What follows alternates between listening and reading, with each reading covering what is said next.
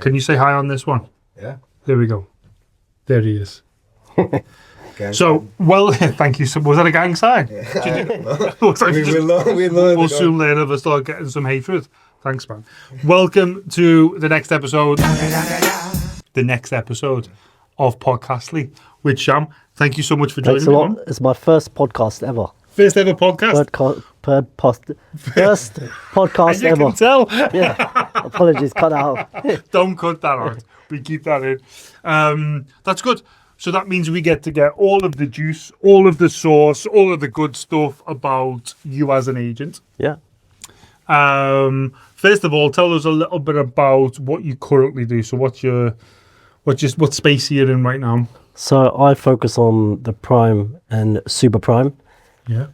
Mainly penthouses. What's the difference between prime and super prime? In my opinion, I think prime is 15 to 25 million when you're talking apartments. Yeah. And super prime is anything 30 million plus. Okay, so prime is $10 million. So super prime is $10 million. Yeah. Okay. And then general market, you say is? I would say prime is up to like 15 million. And when you're talking It's interesting, apartments. isn't it? It's quite subjective, that then, isn't it? Yeah, It's yeah, not really of defined, is it? Yeah. Okay. So you look after prime and super prime in the apartment space across what locations? Mainly downtown, DIFC, Business Bay.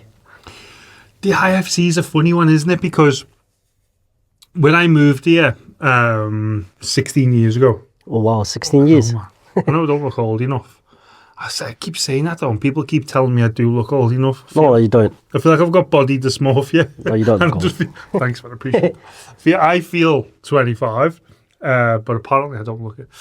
Anyway, when I moved here, 2010-ish, there wasn't that much in the IFC. Yeah. But Index Tower, I don't know if that was it was there, give or take, a couple of years after we moved here. Index Tower was like, Yeah. wow, Yeah. unbelievable. And then the two Damax, I think they're called Park Towers, aren't Yeah, they? Park Towers, NB, yeah. Yeah, and then there was an awful lot other stuff going on in the IFC. Yeah. So Index Tower was like, if you had somebody who lived in Index Tower, that was like the premium thing. Yeah, of course. Now the IFC is booming, right? Yeah. There's some real good stock there. Yeah, I mean... Even, sorry to interrupt, what's the one that's just the one with the thing? Zabil. One Zabil. Yeah. Nice. Yeah, amazing. So, I mean, look, the IFC, even now, Index Tower is considered one of the best. It's still right is. up, is it? Yeah. You know, when you're talking DIFC, it's Index Tower. Why? I think it's just the icon. Let me get this right. Isn't that the guys who did Motor City? Who's the developer on? Is it Union? Index Tower? I think. I don't know. I might be well off. If you know, message me. Yeah. Maybe let me know as well. Yeah, I'll Google that. I was sure it was Union Properties who built built Index Tower, but I've been in one. It's nice, right? Yeah. But why would it be 15 years later and still a premium product? I think because nothing else has been built to that standard. Yeah. And now you've got DIFC Living, which was unbelievable, the launch. What's that? I don't know about that. DIFC Living is basically the new hub in DIFC in terms of apartments. Is it like, what's the one we've got in Dubai Marina? Marina Gate, is it like that or is it different? So, yeah, I mean, all these years, there hasn't really been a new development in DIFC. Yeah. Something premium in terms of apartments, in terms of F&B. And now they've built this whole, this whole area called DIFC Living and DIFC Living 2.0. Nice. And when that launched, that was unbelievable. I think it sold out within two or 3 hours. Yeah. Which I know a lot of launches do, but genuinely the demand was crazy. Yeah. And the reason being is because there just wasn't anything for all these years. I mean, look, but DIFC, for me, I don't really do much in DIFC. Yeah. My bread and butter is downtown. Yeah. I live in downtown. You live in Burj Khalifa. So just because the audience for this podcast, we've got people who are looking to get into real estate mostly from other countries Yeah. that are looking to either join us or just join real Yeah. estate in Dubai. Then we've got loads of people in Dubai who are living in Burj Khalifa, tallest building in the world. Yeah. That must be cool. Yeah. I've got a fountain view as well. Have So you? yeah. So it's unbelievable. We have this debate, me and the wife, every year. When the fireworks are going Yeah. on New Year's Eve, do you all get kicked out to watch it, or can you stay in? So we have the residents get a specific area at the front on the grass, Yeah. just outside, where you can stay inside, but we've got like a separate VIP area, Nice. which is unbelievable. So New Year's, that's your New Year's Eve, I would Yeah. imagine. I mean, I always, you know what, I actually travel abroad for New Year's Eve, Yeah. and people are like, you live in Burj Khalifa. Literally the best place in the Why are world. you leaving? Yeah. But this year we've made a pact that we're going to stay in Dubai. You're going to stay for Yeah, it. yeah. We do something nice. I was on a couple of times where we take a boat out on New Year's Eve, Well, and there's like 15, 20 of us. yeah. A boat might not be the right terminology. It's probably a yacht. Yacht. A big thing. This Yeah. big thing we go out on. And you can park it outside Burj Al Arab. Yeah. So when the fireworks go off, you get Burj Al Arab and all these. And then Yeah. Unbelievable. That's better than probably the Burj Khalifa because you've got, But the difference is I've got to then get home on this boat. Yeah. And you can just get in the lift and go back to your Yeah. journey home's only a little takes bit. you 30 seconds. Yeah. But yeah, it's nice. I've got a little one who's a year and a half, Nice. and every morning he literally looks out the window. He's like, wow. Yeah. And I'm like, you've got a bloody good life, haven't you? That won't get old. Yeah. That So, won't get old, man. Looking out of the window, Burj Khalifa every morning. yeah. So yeah, it is nice. It is nice. Living in Burj Khalifa, how long have you been in real estate? Since 2021. So for the past 5 years. Yeah. Was it before real estate? Were you living in Burj Khalifa? Or No. did real estate give that to you? No, real estate gave me that. My life changed. Doesn't it? Yeah. If you grab it by the Yeah. So short and curlies. before I came to Dubai, I was recruiting doctors for the NHS Wow. for about 7 years. Boring that though, innit? Yeah. But it's, Sorry if you're in that industry, but that sounds it's, horrendous. yeah, it is boring. But Doctors are boring people at the best of time, yeah. and recruiting them for the NHS. But I was making decent money. Yeah, but boring though, innit? Yeah. It You're was- not living in Burj Khalifa. off No, it was just in the office, made a decent amount of money, and then COVID came and screwed everything up. that. Yep.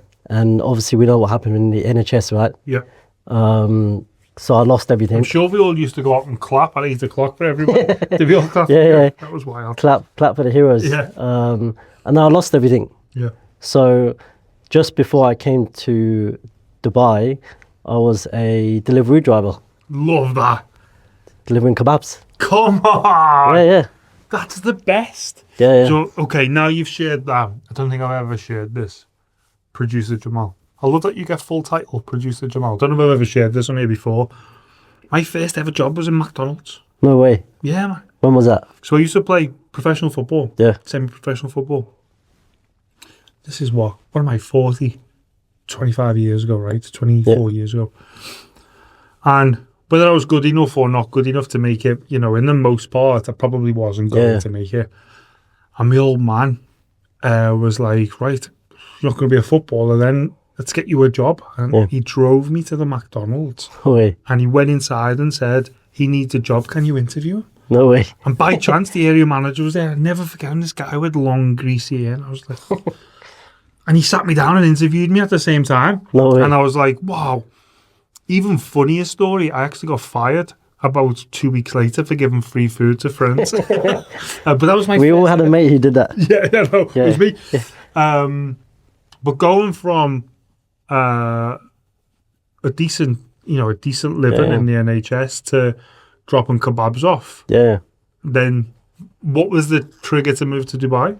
So I got an invoice paid, just came through, and I had a lot of mates who were in real estate, and they're driving these nice cars, and I was like, I want a bit of that. Yeah. What do you guys do?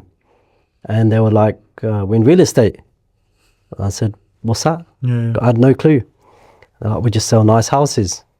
So they were like, look, why don't you just come have a go? Works out great. If not, it's an extended holiday. Yeah. So me, Sonny, my brother, he just had a son and his wife. We literally packed up everything and came to Dubai. Love that. And I remember it was 2021, Feb. Came over. I was What date? February Do you know? the 17th. February the 17th, 2021. It's the 16th, man. Day after your this could birthday. have been fate. Okay, 2021 Feb. That's good. Okay. So the best time to come over to be Yo, because yeah, the market. I didn't realize how good the market was. you literally couldn't have timed any better. Yeah. So joined the company, great company. Started off in leasing, as we all do. Yeah. Got put into downtown. Never had a clue about downtown. And I literally was working 7 days a week Yep. from 7 in the morning till 8 at night. And I remember my mum, she would travel to Dubai and she was like, you don't see me. I've travelled all the way from the UK to Dubai. Yeah. You've not even got time to come and see me. And family members used to come and I just used to say to them like, look, let me grind for 1 year. Yeah. Give me the opportunity to do. That's good. Yeah. Do what I need to do. Just give me a year. Let me just do whatever I can in the year. Then after a year, if it doesn't work out, then, you know, At least you gave it your all. at least I gave it my all. And then 6 months later, I jumped on sales. I did my first sale in the first 3 weeks. Nice. It was a tenant. And then from They're there, the best buyers, right? yeah. Tenant from SLS. I still remember it was a 2-bed in SLS, Business Bay. She didn't even view the property. She just called me and said, look, I want to buy. Whatever you suggest to me, I'll take it blindly. And I said to her, you sure? She said, yeah, I trust you. And literally, I showed her on video call, showed her the apartment. She said, where do I need to wire the money? She wired the money.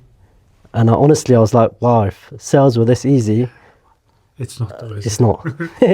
That was, you've come under false pretenses. Yeah. Because I bet you, if that was deal one, I bet you deal two wasn't like that. No, it was complete opposite. It won't have been. It was complete opposite. Because that's the unicorn, isn't it? That, Yeah. that doesn't really happen often. And I wish it didn't work that way Yeah. because then I thought every sale would be that easy. Yeah.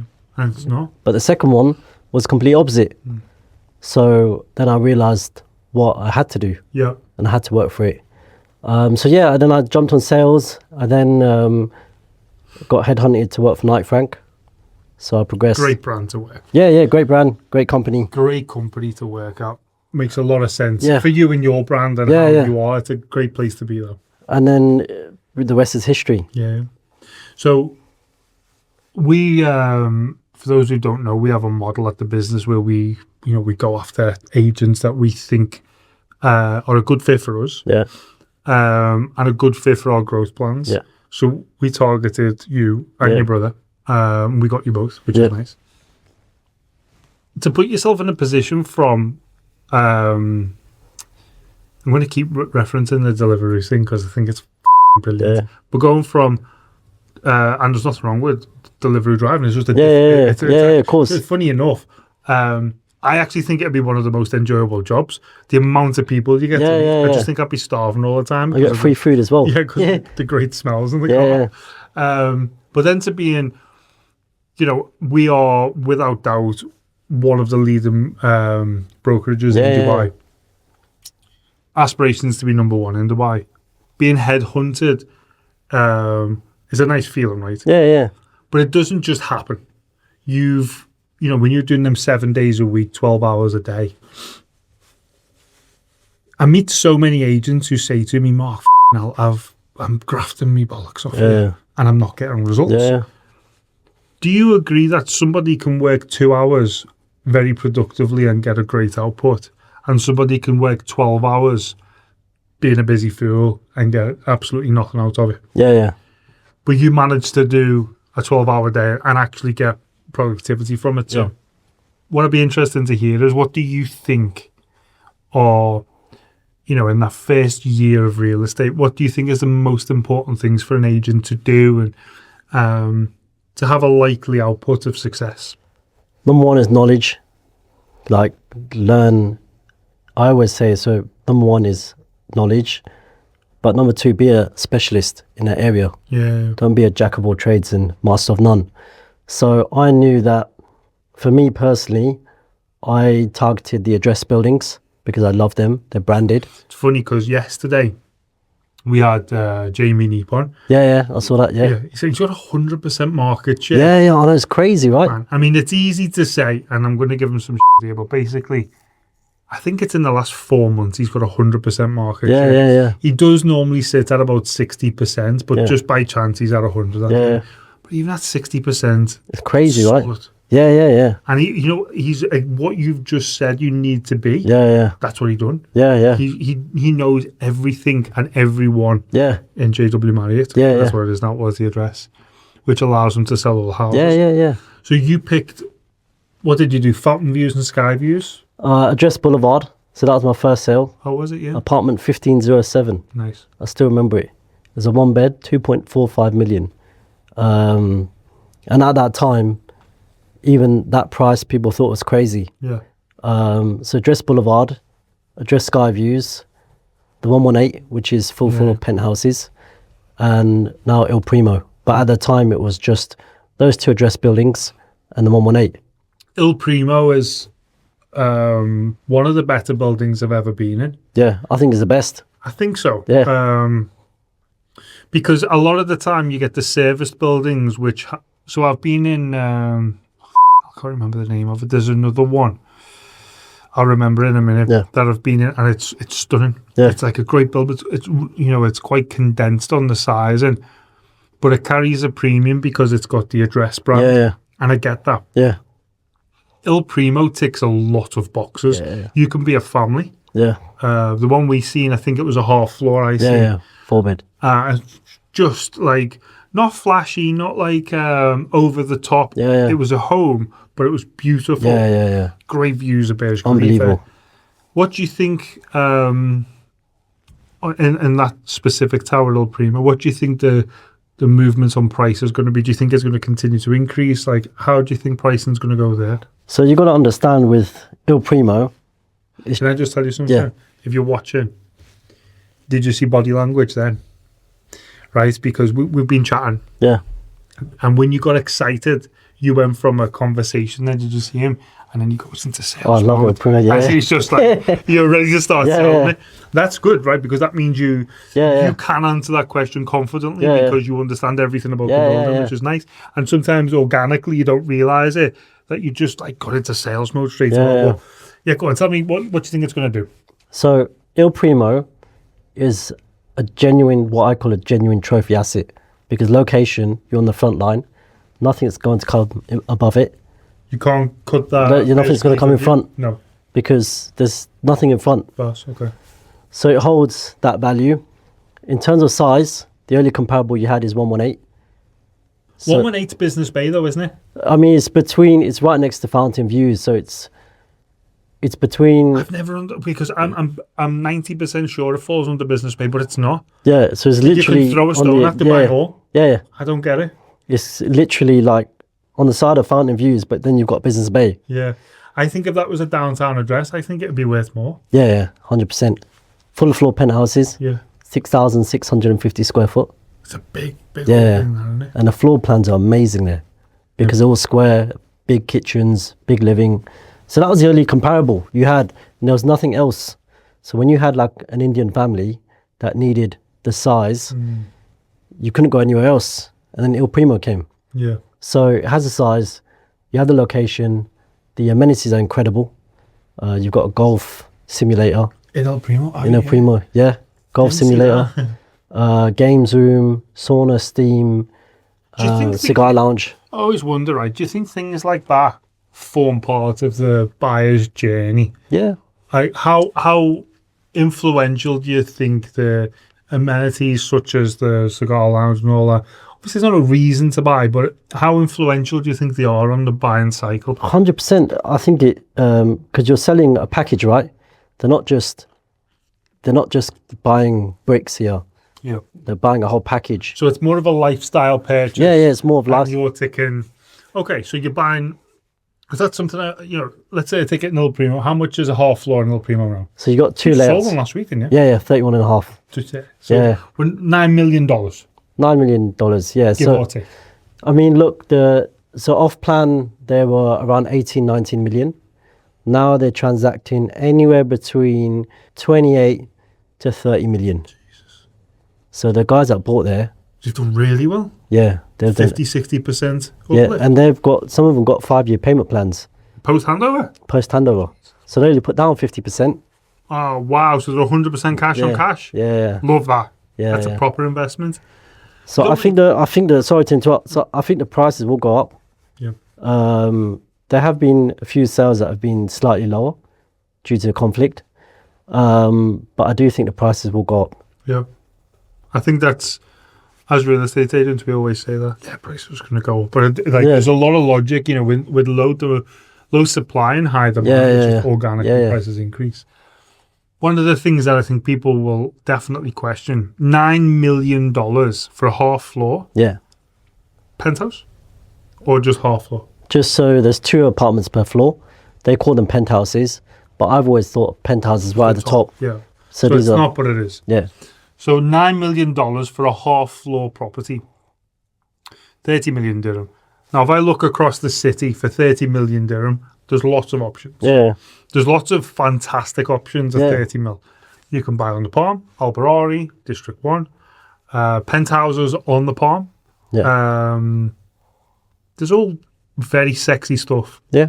Yet people still choose to buy at this price point in downtown. Why? What's the buyer avatar, the buyer profile? What would be the logic? So Il Primo, all end users. Are they? It's not really an investment grade. It's not an investment product. So anyone who comes to me and says I want an investment in Il Primo, it's not the right building for you. Well, they should have bought off plan. Yeah, you should have bought it off plan. Yeah. Unless you're going to live there. Rentals are okay, but unless you're going to live there, it's not an investment product. So it's all end users. They love downtown. They love the exclusivity of it. They love that you've got the opera right next door. Yeah. You can walk to Dubai Mall. Is there a status? Yeah, 100%. So it's like There's a level of prestige. Yeah, there's a bit of prestige attached to it. Yeah, It's like living in Burj Khalifa. Yeah. Like, and you can see the body change again because it is, right? Yeah, It's yeah. a prestigious place to live. Yeah. Man, if you could live in the tallest building on the planet ever, Yeah. it's cool, right? Yeah. And I think that's one of the things we should do in Dubai. You should do the cool things if you can. Yeah. We're going off topic slightly, but my missus is 8.5 months pregnant at the minute. And we went looking at the labour things. So you get like a room, or there's a VIP room, Yeah. or there's the Royal Suite, right? Yeah. The Royal Suite Il Primo. Yeah. So we've done the tour. You've got the Royal Suite, right? Yeah. But why not? Yeah, of course. Why not? Do you know what I mean? It's got like a majlis, it's got the a bedroom with a proper bed and a bath, shower, dining room, a Zen garden. It's boss. Yeah. I said and we're not flashy, me and Jamie, like we're probably like that's not who we are. I actually put a deposit down on a Lamborghini Urus, and I was like, what are you doing, lad? It's not who you are. And it's not who I am. And I don't dislike the cars, I think they're amazing, it's just not who I am. I said to Jamie, well, we're here, we might as well. Yeah, of course. Kid. Yeah. So we're doing the royal thing, but that's like so when you're in Dubai, you should do the of Dubai course. things if you can. Living in Burj Khalifa is a big, it's a bit of a bucket list thing, to be I honest. spent stupid money on cars as well. My wife kills me. I don't blame her. Yeah. Shouldn't. So I get what you're saying, and I think for me, when I look back at where I came from and the hard work, because I genuinely worked hard for it, you then think, well, why don't you enjoy the fun life? Yeah. So everyone rewards themselves in different ways, right? Yeah. Because I did the same. I bought a nice watch. So I wear a watch that the wife, I'm going to say that the wife bought me for our wedding anniversary. Yeah. That's the watch I prefer to wear because she bought me. And then spontaneously, I was in a shop and I bought a watch which was reasonably expensive, and I used to wear it, but I used to cringe when I wore it because I'm from nothing. Yeah. Like we had no money. Yeah. This watch was worth like 3 times the price of the house that I grew up in, and you just what the are you doing? Yeah. And I'm not saying it's a negative. I'm just saying for me, I was like, oh, like it wasn't like it was hard to. So I sold it. Sold it about 6 months later, and now I just wear the one that I've got. But in Dubai, you can find yourself getting in that. Caught up. Yeah, All of the things. Yeah, do you know what I mean? yeah. Burj Khalifa, Lamborghini Urus, Patek Philippe. Yeah. And there's nothing against it. yeah.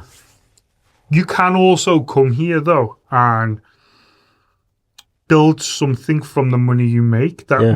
means you never have to work again. You Yeah. can do both at the same time if you Yeah, want. yeah. You can still have all the nice things, but I do think Dubai does that. It puts you in a position where, you know, if I said to you now, in the next 12 months, can you earn on the board, let's say, $2 million? We both know you can do that Yeah. quite easily. That's outrageous, right? Yeah. The fact that you can sit there right now from selling, no, not even selling, delivering kebabs Yeah. on Deliveroo to now easily Yeah. doing $2 million Yeah. top line revenue, commissions in a year means that this place that we live in can do anything. Changes lives. Man, it can do anything. Yeah. But then it's on you, on your execution. Yeah. Is it also reasonable that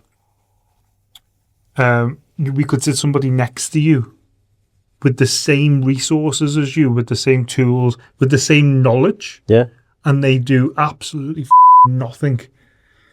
And that tells us it's all about the execution. Execution. It's got to be about execution. Because as a business, my job is to create an environment where agents have all of the support, lead flow, branding, atmosphere, all of the good stuff Yeah. that we do as a business. Yeah.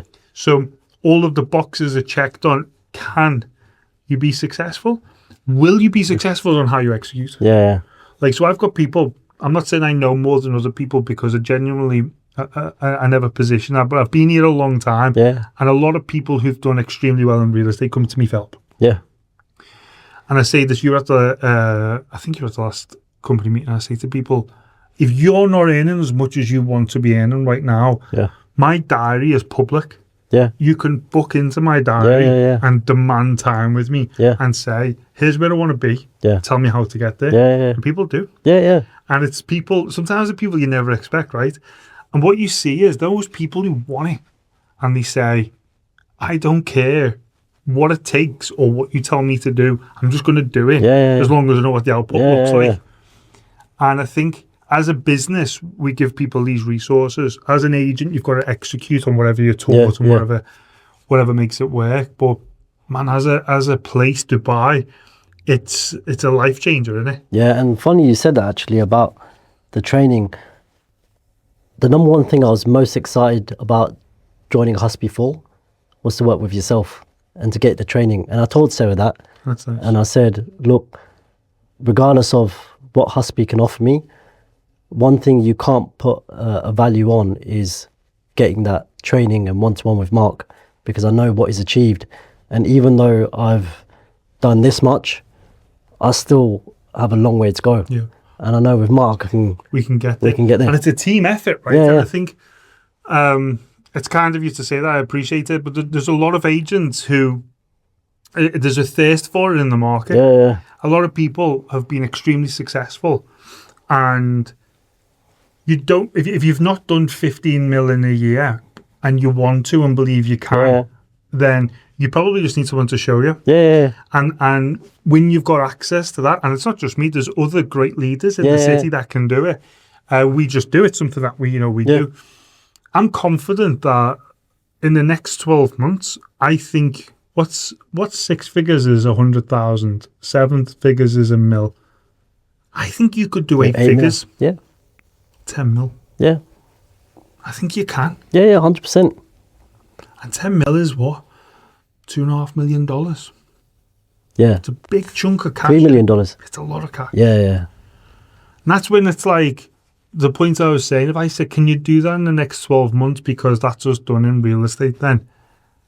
Like you can, can't you? Yeah. And I think that's the important thing to understand is I think the YouTube headline for this and all of the phrasing is going to be selling kebabs on Deliveroo to living in Burj Khalifa. Man, what a story. Are you proud of yourself? Yeah. You should be. Are your family proud of you? Yeah, 100%. Yeah? Yeah, my family. I think now I've become a father. you know, before it was all about making myself proud and doing things myself. Now my only goal is to make my son proud. That's it. That's it. There's nothing more important, you know. The biggest fear and the biggest fear I have in life, there's one, is being a shit dad. I don't fear anything at all. I'll tell a lie. I'm a bit scared of spiders. The missus is the designated spider catcher in the house. Luckily, we don't get that many in Dubai. But there's nothing in the way. I'm not scared of nothing. Yeah. Other than being a shit dad. Yeah, yeah. I would hate to be the guy who works too much and doesn't see the kid. Yeah, yeah. Or just is a That's my biggest fear. And I think having that as your biggest fear reinforces the fact that you're never going to be a because you're so scared of being one. Yeah, of course. And that puts you in a position where all you want your kids to be proud. And one of the things, how old's your little guy? Year and a half. So when he can talk, they say stuff. Yeah. And Blair, my daughter, just graduated little school going into seniors. And there's a screen behind them all when they graduate. Yeah. And they get the thing. And they write down what they want to be. Mike, don't f***ing cry here. They write down what they want to be when they grow up. Yeah. And same job as dad. Oh my God. Isn't that boss? Yeah. And I just think that's like, you're getting a lot of stuff there if that's what's important to me. Anyway. Yeah, of course. So that's nice. And I also I think success. I think when you measure success, you can measure it in different ways. For me, I think the biggest flex you'll ever do as a man is retire your wife. Does your wife work? No, I retired her. Good. It's the biggest flex you can do. Yeah. Do you know why? The most, and I say this with pure confidence, the 100% reason for any success I've ever had is my wife. Yeah, same. Because men are stupid. Just in general, we're stupid, we are, right? And regardless of what I'm able to do, your wife normally keeps you in your lane and allows you to grow into the man that you need to be, right? Of course. So the best thing you'll do is retire them. Yeah. If you can retire your wife, I feel like it's a big flex. Yeah. I feel like I'm pretty proud of being able to do that. Jamie, I retired Jamie when we were happy. Not because it wasn't on me, it was a mutual decision, but I just think that's the biggest flex. I also think that's from that point on, would you start to grow as a beast? Yeah. Because it's a single income family then. Yeah. So you've got to be a beast. You have to, you've got no choice. You've got to. Yeah. Because they're doing their bit. Yeah. You retired them, they're looking after you and the family and the house and everything else. So go and perform. Yeah. And I do think that's for me, that's what success looks like, is a happy house. Yeah. And that comes from a hard working me. Yeah. And in your case, yeah. What does the next couple of years look like then? I want to retire myself. Good. I said I'd retire at 40. I'm 40 now. I know I don't look it. I think I said that at the start, didn't I? I said I'd retire at 40, but I love my job. Yeah. That's the thing. That's the problem. I love this. Yeah. Like, you know, if you say to me next month, Mark, guess what? I've just done a deal on the back of, I'll tell you an example. Someone just walked over and showed me the phone and said, I've just sent someone the podcast clip from 2 days ago on Instagram that I did to one of the sellers who wouldn't even entertain him. Yeah. And now, because of that podcast clip, he just listed something. And I was like, wow. That's crazy, right? Like, I'm buzzing for him. Yeah. If you say to me, I've just sold something. I wish. Because of something. Man, that's what I get out of bed for. For me, it's hard because I do love the job. But when do you want to retire? So I just turned 33 a few days ago. It's a magic number there. Yeah. So I've said the next 2 or 3 years. I know that's young, but I want to be in a position where I don't have to work. I still will, because I love this job, just like yourself. Bloody love real estate. Yeah. But I want to be in a position where I can basically spend all the time with my family. Yeah, that's it. I will do deals, but I don't have to. Yeah. But then, having said that, that hunger. So going back, even the question you asked before, the hunger is something you can't teach anyone. Yeah, it's in and that hunger will always stay in me. So even though I want to retire, I'll still be hungry for more. Yeah. I was laughing with Jamie about it, and I was actually talking to Jad, the owner of the business, last night about it, that the excitement of doing a deal will, for a good salesperson, is always there. Yeah. And when we hire, one of the things we look at is like, there's some people that have gone into management. They were excellent real estate agents. They went into management but shouldn't have. Yeah. And what they don't realise when they go into management is the bit they actually love about the job is the kill. Yeah. It's the, okay, let's go ahead with the deal. Yeah. Oh, that feeling is crazy. Yeah. It's so good. Yeah. And for me, in my position, my version of a deal now is the guy who's just done a listing on the back of something I help with. Or if you do a deal and you go, we've just talked strategy and I've done a deal that I might not have done. That's my win. Yeah. But you do miss a deal. Yeah. Like it's one of them things where like even retired, you'd still crave that little, like, can I get this over the line? Yeah. It's a test as well, right? Yeah. That's the thing that I think I would miss is my successes in the office or as an agent is the Form F. Yeah. This Form F's been signed.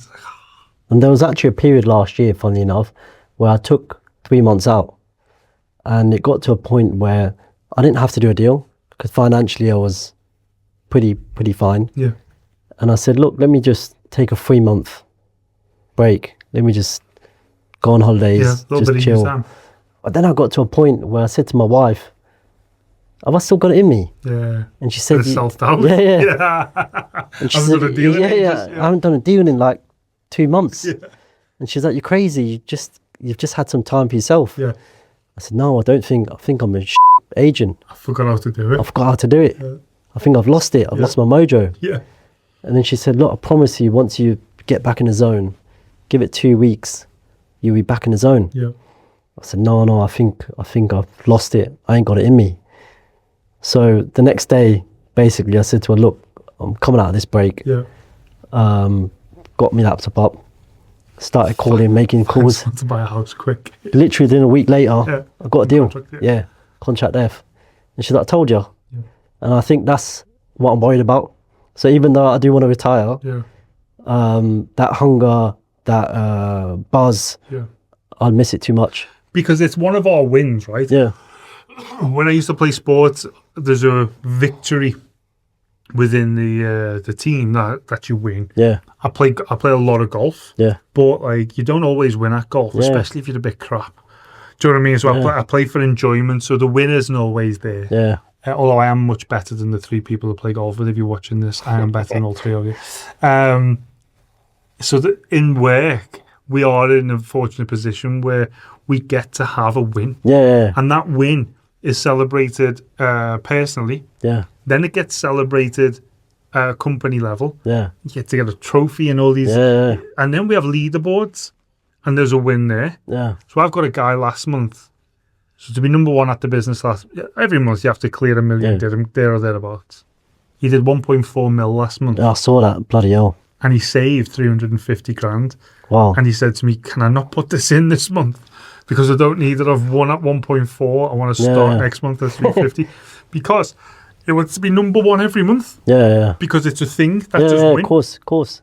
Looks at the top 10. People who are number 2 on the top 10, it kills them. Yeah. And I think that's why when the portals have started doing these leaderboards, you know, it kills people. Yeah, of course. Number 2 breaks my heart. Yeah. I hate it. I just think it's, you like, what is that? So we've got to be number 1. And there's a lot of people on the floor, you are 100% one of them, that you want to be that number 1. It's the Burj Khalifa. It's like, and I'm number 1. Yeah. And we've got 230 agents. By the time this goes out, I reckon we'll be not far off 350, 360 agents. If I get to 400, 500, 600 agents at some point, and you're number 1 out of 600 agents. Yeah. That's a bit of a flex. Yeah. Don't mind that. Of course. Yeah. And then all of a sudden, these wins are what gets us up. Yeah. And then when you're like, I was talking earlier about a 12-hour day being a busy fool, if your win is number one at the business, number one in the area, number one on revenue, number one listings, number one leads, Yeah. if that's what your target is, Yeah. then the 12-hour day, the 10-hour day, whatever it is you put into that day, Yeah. you will make sure that is useful enough to Yeah, produce yeah. this number one Yeah, status. yeah, of course. Brilliant. Well, look, that was Shyam. Shyam is definitely going to be at the top of our board at some point in the next month 100%. or two. 100%. Lives in Burj Khalifa. Used to deliver kebabs. Yeah. Now, big time downtown agent selling 20 million dirham plus properties. Yeah. Love it, man. Thank you so much for Thanks a joining lot. me. If you want to reach out to Shyam, I'll leave his details below. If you're watching this on YouTube, click follow. If you're watching it on Spotify, click follow. And this is producer Jamal. Please say hello. Jamal. That's it. Wrap. Thanks, brother. Always. Good.